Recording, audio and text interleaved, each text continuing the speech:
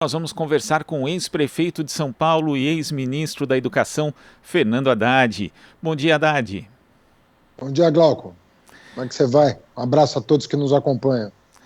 Haddad, no último domingo, houve um encontro promovido pelo grupo de juristas do Prerrogativas aqui em São Paulo e foi a primeira aparição pública do ex-presidente Lula e do ex-governador de São Paulo, Geraldo Alckmin. Você também esteve nesse jantar. Em que pé está essa negociação e como é que você analisa a possibilidade de formação dessa chapa para 2022? Olha, Glauco, eu acho que o mais importante a dizer é que nós começamos pelo lado certo. Qual é o lado certo? Nós começamos, no começo desse ano, na verdade, nós iniciamos tratativas, não em relação ao primeiro turno, mas em relação ao segundo turno. E nós deveríamos estar juntos no segundo turno para evitar o desastre que foi o segundo turno de 2018, quando 3 governadores do PSDB e 3 candidatos do PDT deram apoio público ao candidato Bolsonaro, que todo mundo sabia quem era.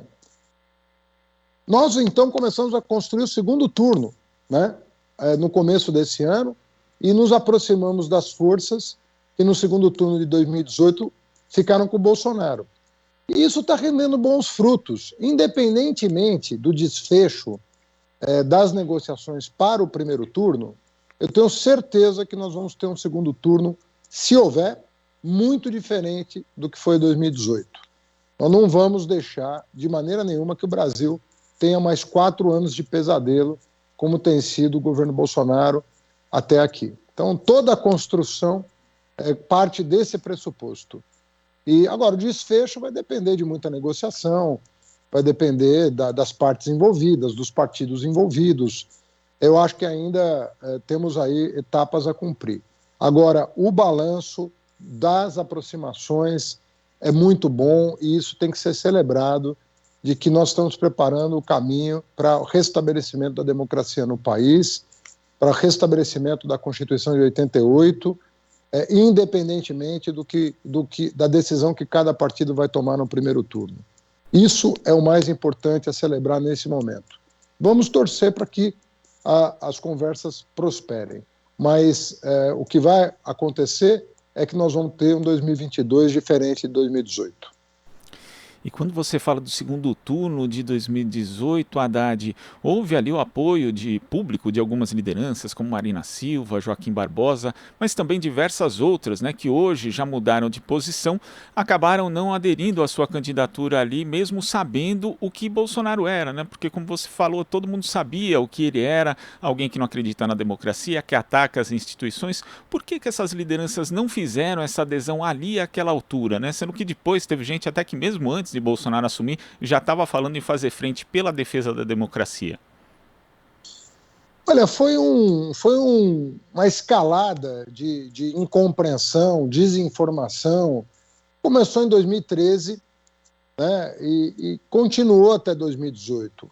É óbvio que entre 2013 e 2018 tem muito tempo, muita gente entrou e saiu do processo, mudou de lado, mas o fato é que foi uma escalada de intolerância, uma escalada de incompreensões, uma escalada de desinformação, uma manipulação da justiça, do Ministério Público, de setores, né, muito específicos, sobretudo ali em Curitiba, né, a elevar aquele juiz que agora foi condenado pelo Supremo à categoria de herói, quando na verdade foi um dos grandes vilões desse período entre 2013 e 2018. Estava tudo fora do lugar. E eu tive muito pouco tempo para. Né, eu assumi a candidatura faltando 3 semanas para o primeiro turno. Então não era razoável a gente conseguir estabelecer o diálogo que a gente está podendo estabelecer agora. Nós estamos trabalhando desde o começo do ano, ou seja, com quase 2 anos de antecedência em relação à eleição. Então nós estamos pavimentando um caminho de entendimento no país, né, de que a democracia tem que estar acima de tudo, os direitos dos trabalhadores sociais têm que estar acima de tudo, educação, saúde, segurança, democracia, justiça social, né, E isso tudo está caindo a ficha, né, desses setores de que não dá para continuar esse pesadelo que o brasileiro está vivendo. Né? Olha como as pessoas estão vivendo. Eu vejo aqui por São Paulo, nós estamos falando de 60 mil pessoas em situação de rua nesse momento, passando fome todos os dias. Como é que você vai sair disso? Nós precisamos realmente de um governo comprometido com as causas que consagraram a nossa Constituição e que deveriam estar norteando as ações do governo. Haddad, embora seja um nome ligado, obviamente, ao PSDB, caso venha acontecer essa chapa com Geraldo Alckmin de vice, seria provavelmente por meio da união entre dois partidos que costumam já caminhar juntos, né? O PSB esteve com o PT e o PCdoB na Frente Brasil Popular na primeira candidatura de Lula ali em 1989. Hoje, que outras legendas poderiam estar unidas em torno da candidatura do ex-presidente já no primeiro turno? Olha, é óbvio que nós estamos conversando com aqueles com maior identidade ideológica num primeiro momento, né? Então estamos conversando com o PCdoB, claramente, né? Com o PSOL, com Rede, com o PV, né? Solidariedade. Então tem vários prós que me apoiou no primeiro turno de 2018. Tem vários partidos que estão sendo contactados, além, evidentemente, do PSB. Tem também conversas que estão sendo estabelecidas com o PSD, em virtude do fato de que em vários estados nós temos uma aproximação, né, como no caso da Bahia, né, com o senador Otto. O PT já compôs o governo do Alexandre Calil, prefeito de Belo Horizonte, tem boa relação com o Omar Aziz, senador Omar Aziz. Ou seja, nós temos também um conjunto de relações regionais com outras personalidades de partidos mais de centro-direita, vamos dizer assim. Né? Mas, obviamente, que as conversas preliminares, até pelo histórico de relacionamento, tendem a se dar com partidos mais situados na centro-esquerda. Agora, em geral, quando há alianças entre a esquerda, a centro-esquerda, com setores de centro-direita ou direita, isso não só no Brasil, mas em diversos países, em muitas ocasiões é o campo progressista que acaba cedendo mais. Nessas negociações, que pontos de uma agenda comum que a esquerda não poderia abrir mão, segundo a sua visão, Haddad? Olha, tem vários, né? É um conjunto de valores, na minha opinião, que, em primeiro lugar, tem que nortear todo e qualquer programa de governo. Nós vamos evidentemente, enfrentar a questão econômica. Nós temos que gerar emprego no Brasil. As pessoas estão desalentadas, não sabem para onde correr. Né? Nós temos que mudar vários parâmetros para corrigir os erros desse governo em relação à inflação. O governo foi o grande produtor de inflação no país. O grande produtor de inflação foi o governo. O governo aumentou tarifas, preço de combustível. O governo patrocinou uma inflação de 2 dígitos, não foi o setor privado. Não dá nem para acusar o empresário pelo aumento de preço, porque foi o governo que aumentou. O Dória aumentando impostos aqui em São Paulo, imagina você, no meio de uma pandemia, o Dória aumentando impostos em São Paulo. O Brasil reduzindo o preço de pedágio e o Dória prorrogando o contrato de concessão para manter o preço do pedágio no patamar que está. Então, os erros de condução de política econômica são de tal ordem que eu acho que o Lula vai poder fazer um bom trabalho nos primeiros 2 anos para repor o Brasil numa trilha de desenvolvimento, como ele fez em 2002, lembrando que em 2002 a situação era melhor do que hoje, com uma exceção, as reservas cambiais que nós acumulamos ao longo dos nossos governos. O resto está tudo desorganizado. Haddad, você citou o governador de São Paulo, João Dória, e essa também é uma disputa que vai chamar a atenção em 2022. E segundo a última pesquisa da Datafolha, divulgada no final de semana, em um dos cenários você tem 28% como candidato ao governo de São Paulo. Os candidatos Márcio França do PSB e Guilherme Boulos também aparecem bem ali em alguns dos cenários. É possível uma candidatura que una essas 3 legendas? Hoje a realidade é o PT se aliar só com um ou com outro partido, ou na verdade cada um sair com um candidato no primeiro turno? Olha, o mais provável é os partidos em São Paulo terem candidato próprio, né? como em geral acontece aqui em São Paulo. Né? Eu acho que o PT está super bem posicionado, aí beirando já os 30%, né? 10 pontos à frente do segundo colocado, praticamente, e eu acho que a candidatura Lula está muito forte em São Paulo, de maneira que eu acho que a gente pode fazer uma coisa inédita, né? Que é oferecer. Agora, é óbvio que nós vamos tentar até o limite, né, das nossas forças uma aliança. Agora, nós não vamos pedir, nós não podemos pedir para uma pessoa abdicar das suas pretensões. Agora, se no âmbito de uma negociação for possível, ótimo para São Paulo, né? Nós podemos avançar muito mais. Mas nós temos que ter clareza e respeito pelos demais partidos, né? Às vezes eu vejo companheiros do PT, às vezes falando de maneira assim, seria bom que fulano desistisse, que Ticano desistisse, mas acho que não é o papel nosso, nesse momento, esse tipo de postura acho que não contribui. Acho que o que contribui é respeitar a autonomia dos partidos, de lançar candidato próprio, mas pavimentando o caminho do segundo turno.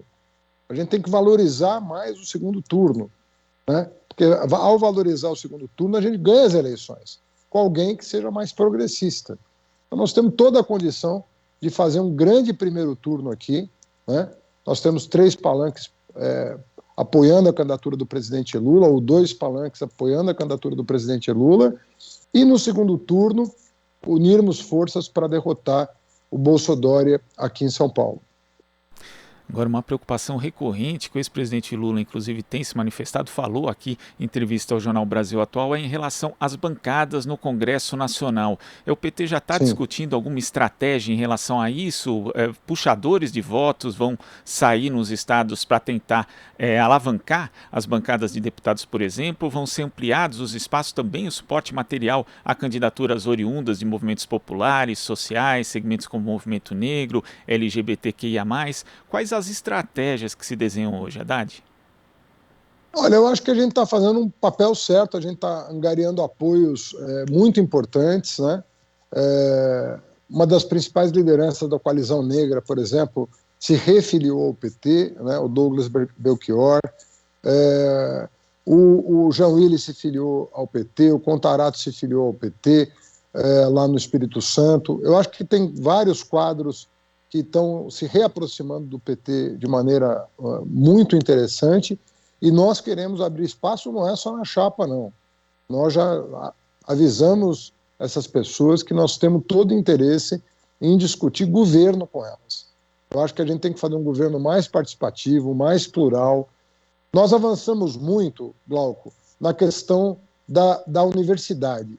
Eu acho que o trabalho que o Lula me permitiu fazer à frente do MEC, com o impulso que veio das ruas, pelo movimento negro, o movimento estudantil, a universidade brasileira, pública e privada, mudaram de cor, mudaram de tudo. O Brasil está muito mais representado hoje na graduação, na pós-graduação, do que nunca esteve. Agora, nós precisamos dar um segundo passo, que é o mundo do trabalho, tanto no setor público quanto no setor privado. Eu acho que nós já temos uma massa crítica genuinamente brasileira. Estou falando isso pela pluralidade, né, em virtude da pluralidade e da diversidade que nós conseguimos patrocinar entre médicos, engenheiros, professores, enfermeiros, etc. E agora isso tem que se refletir no mundo do trabalho. Então a nossa tarefa agora é dar esse passo, é fazer com que o Brasilzão todo chegue mais forte no mundo do trabalho e a gente consiga se ver representado melhor no mundo do trabalho. Acho que é uma tarefa importante e isso tem que dizer respeito a negros, a mulheres, tem que dizer respeito a toda a diversidade da população brasileira. E, sobretudo, aqueles que menos renda têm, né, que hoje tem um diploma na mão. Tem muita gente que jamais pensaria em fazer uma faculdade. Esses dias mesmo eu vi uma reportagem no G1 de um filho de cortador de cana que estava se formando em medicina e ia tirar o pai do corte de cana.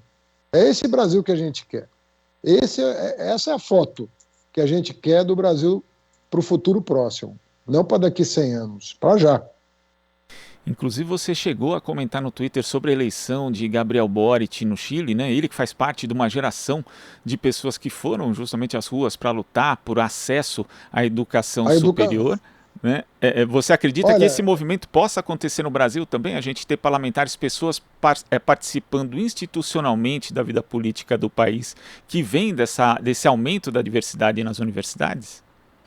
olha, essa geração que chega ao poder no Chile é exatamente a geração que foi às ruas no momento que eu era ministro da Educação do Brasil. E eu posso te assegurar que eles fizeram muita diferença para o Brasil. Aqueles ventos que sopraram do Chile no começo do século, no final da primeira década desse século, aqueles ventos deram um impulso muito grande para programas como o ProUni, como a expansão das federais, como políticas afirmativas para negros, como o fim do vestibular e substituição pelo Enem nacional, como tirar a exigência de fiador para quem quisesse ter acesso ao financiamento estudantil. A maior reforma da história do acesso à educação superior no Brasil foi feita justamente no governo do presidente Lula, depois seguido pela presidenta Dilma, que manteve todas as políticas de expansão e do acesso e democratização do acesso. E eu diria para você, sem medo de errar, teve um impulso interno, porque obviamente o movimento social no Brasil é muito forte, sobretudo o movimento negro e o movimento estudantil estavam com muita força no início do governo Lula, mas os ventos chilenos também sopraram a nossa vela na direção correta. Então foi uma grata satisfação ser ministro da Educação naquele período. E Haddad, nós temos uma novidade nas eleições de 2022, que são as federações partidárias, que colocam na mesa, inclusive, a possibilidade da união entre legendas e além simplesmente do período eleitoral, também garantido ali uma forma de convivência durante todo um mandato. Né?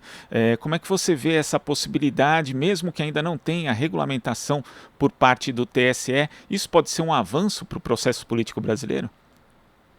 Desculpa, falhou a tua voz. É federação que você falou? Isso, as federações partidárias, né? Como é que Desculpa. você vê isso no âmbito? Pode representar de fato algum avanço no processo Pode, político brasileiro? pode. Eu sou entusiasta da ideia, ajudei no que eu pude, sobretudo a liderança, justiça seja feita, né? O PCdoB teve um grande papel nessa construção, mas ela pode se mostrar um caminho muito interessante. É difícil, muito difícil, porque quando você faz a federação, você está dizendo que todos os partidos federados têm que chegar à conclusão que vão ter um candidato a cargo majoritário por estado. Então isso dificulta muito você fazer a federação. Mas eu acho que ela tem que ser perseguida. Nós temos 60 dias para chegar à conclusão sobre isso no âmbito da esquerda. Pode ser que nós tenhamos uma grande federação à esquerda, congregando o PSB, PCdoB, quem sabe até PV e Rede. Pode ser, né? Eu torço para que aconteça. Mas para isso as negociações têm que acelerar para chegar a um nome que vai representar a federação em cada estado. E isso é muito difícil de conseguir, mas nós vamos tentar. Pode ser que não seja possível, mas nós vamos tentar. Haddad, uma questão que a gente tem discutido bastante aqui no Jornal Brasil Atual são os militares no governo Bolsonaro, que ocupam cargos de alto escalão, também já há algum tempo, ocupam cargos ali de nível médio, inclusive, e a sua presença não está só no governo, está no Estado de uma forma geral. A gente viu agora, por exemplo, o anúncio da nomeação do ex-ministro da Defesa, Fernando Azevedo Silva, como diretor-geral do TSE. Num futuro pós-Bolsonaro, pós-governo Bolsonaro, como tratar essa questão dos militares, Haddad? Eu não colocaria as coisas em termos de militares. Eu acho que tem carreiras de Estado que não deveriam se confundir com governos. Por exemplo, um juiz quer fazer política, quer assumir um cargo no executivo, ele não tem que largar a toga, né? A mesma coisa vale para um militar em relação à farda. A mesma coisa vale para um procurador do Ministério Público, para um promotor do Ministério Público. Eu vejo com muita dificuldade a ideia de uma pessoa que está num cargo de Estado carreiras de Estado como essas que eu citei, que representam a nação, né? No caso do Judiciário, o Ministério Público, poderes constituídos, né? No caso do Exército, é o Exército brasileiro, não é o Exército bolsonarista, o Exército petista, o Exército tucano. Não existe Exército tucano, bolsonarista, petista. Existe Exército brasileiro. Então, enquanto a pessoa está na ativa, ela não deveria se envolver com partido político, nem fazer campanha. Agora, ele vai lá e vota, ele é cidadão. Mas acho que ele participar de partidos e governos na ativa, eu não acho o melhor caminho. Então, assim como um procurador do Ministério Público, um promotor, eles têm que deixar a carreira para assumir um ministério, para assumir uma candidatura, eu acho que o mesmo vale para juízes, o mesmo vale para membros das Forças Armadas e assim por diante. São carreiras de Estado. Eles estão a serviço do país todo, como um todo. Eles não são parte, eles representam o todo. É o Exército brasileiro, a Marinha brasileira, a Aeronáutica brasileira. Então, a gente precisa observar isso para não deixar a unidade das Forças Armadas em xeque, porque no final isso vai acabar levando problemas para dentro das Forças Armadas. Esse é o risco que a gente corre. Haddad, tem um outro fator que interferiu bastante nas eleições de 2018, não só nas eleições presidenciais, mas também nas de governo de estado e nas parlamentares de uma forma geral, que foi a disseminação em massa de mensagens via WhatsApp e outras redes, principalmente com circulação de fake news. Como é que o PT está se preparando para as eleições de 2022 para que isso não se repita? É muito difícil você se preparar 100%, você precisa de apoio institucional. Não adianta só o PT, ou só o PSB, ou só o PCdoB se prepararem para isso. Porque se o TSE não se preparar, por mais que a gente esteja preparado, a eleição vai ter viés. Agora, existe poder constituído para isso. O Poder Judiciário ele tem que se preparar para isso. E eu acho que, pelas declarações feitas pelos ministros do TSE, parece que estão mais preparados. Mas deviam ter caçado a chapa, né? Bolsonaro-Mourão, porque aquilo foi uma vergonha o que aconteceu na última semana do primeiro turno da eleição de 2018. Mas, enfim, não se teve ânimo de apurar, não se teve ânimo de julgar, mas acho que deram um recado de que não vão aceitar mais uma fraude. Nós tivemos várias fraudes em 2018 para levar esse resultado nefasto, né? A fraude da delação do Palocci, a fraude das ações contra mim, a fraude das fake news, ou seja, um conjunto de fraudes que levou o Bolsonaro ao poder. Eu acho que essa situação não vai se repetir. Haddad, eu queria agradecer a sua participação aqui no Jornal Brasil Atual e volte mais vezes. Até a próxima. Até, Glauco. Bom dia a todos e todas. Bom dia. Conversamos aqui com o ex-prefeito de São Paulo e ex-ministro da Educação, Fernando Haddad. Você está ouvindo Jornal Brasil Atual. As notícias que os outros não dão.